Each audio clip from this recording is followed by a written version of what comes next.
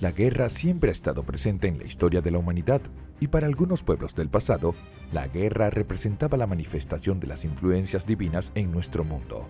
En muchas culturas, los guerreros eran una parte vital de la sociedad, y los más hábiles eran reverenciados por sus compañeros.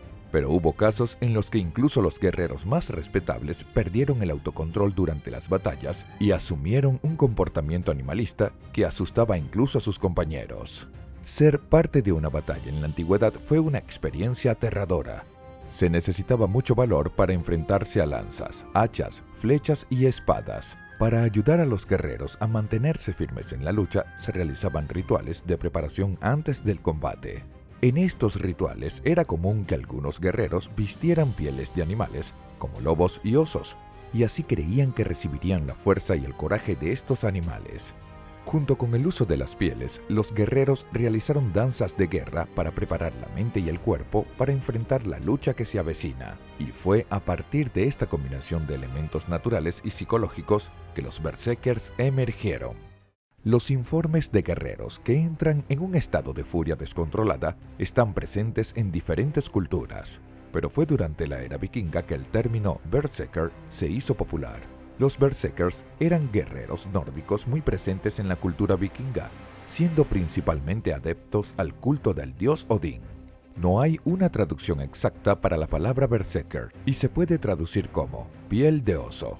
Hay muchas historias en las sagas y poemas de la era vikinga que cuentan sobre la valentía y la ferocidad de los berserkers. En un poema escrito alrededor del año 1200, los berserkers son descritos como guerreros que avanzaron contra las líneas enemigas sin usar ningún tipo de armadura. Todavía en ese poema se dice que tal era la furia de los berserkers que mordían el borde de sus propios escudos para tratar de controlar la ansiedad antes de una batalla. Los informes se vuelven aún más impresionantes cuando hablan de la resistencia de los berserkers contra el dolor y las heridas, donde la piel de los berserkers se volvió tan rígida que fue capaz de repeler las espadas de las armas enemigas. Durante la batalla de Stamford Bridge, en 1066 d.C., hubo una ocasión en la que un ejército vikingo dirigido por el rey Harald de Hardrada estaba en gran desventaja contra un ejército sajón más grande. Los vikingos se vieron obligados a retirarse a través de un puente de madera, una tarea que parecía casi imposible, ya que los sajones estaban muy cerca y continuaron su ataque. Fue entonces cuando un solo berserker se posicionó en el centro del puente y con un hacha grande logró bloquear el avance de los sajones. Se estima que este berserker derrotó a 40 hombres antes de sucumbir finalmente herido de muerte por lanzas de los sajones. Pero su sacrificio no fue en vano, ya que fue capaz de mantener el ejército sajón el tiempo suficiente para que el rey Harald escapara, junto con muchos guerreros vikingos.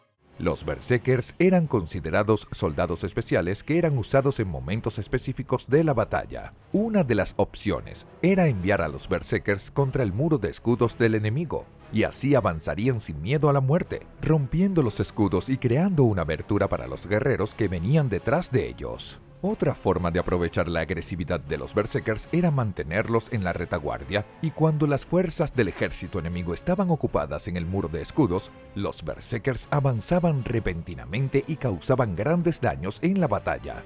No es de extrañar que los antiguos sacerdotes católicos describieran a los berserkers como hombres poseídos por demonios. En algunas ocasiones el frenesí y el salvajismo de los berserkers les llevó a cometer actos irreflexivos, como herir o incluso quitar la vida a sus propios compañeros. Por esta razón, la mayoría de la gente prefirió mantener una buena distancia de un berserker.